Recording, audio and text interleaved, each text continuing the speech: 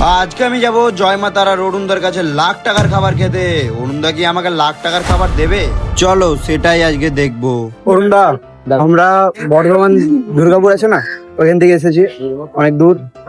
তো তোমার দোকানে কি কি পাবো এখন? আমার এই দোকানে পাবেন প্রথম তো জয় মাতারা।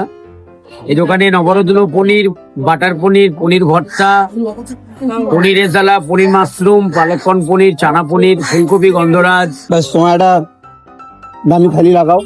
কি খাবে? কুলচার কম্বো খাবে, পোলার কম্বো খাবে, খিচুড়ি পোলাও পোলাও হ্যাঁ ভাইকারা পোলার কম্বো ভালো করে দাও তো।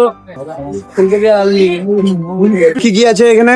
বাসন্তী পোলাও আছে, ফুলকপি গন্ধরাজ, পনির ভর্তা, স্যালাড আছে, ধনে পাতার চাটনি আছে, 2 চামচ, 1.5 লাখ টাকা দাম। চলো ট্রাই করে দেখি কেমন খেতে। তারপর ভাবলাম আলাদা আলাদা খেয়ে লাভ নেই, সবকিছু একসাথে নিয়ে একটা বড় কামড় দিলাম। আর খাবারটা মুখে দিতে রিয়াকশনটা দেখো। জাস্ট অসাম অসাম, একদম অন্য ধরনের খাবার, নতুন স্টাইলের খাবার, হেভি লাগছে। তোমরা এসে ট্রাই করতে পারো, হেভি খেতে। এরকম মিনি ব্লগ দেখতে চাইলে সাবস্ক্রাইব করো।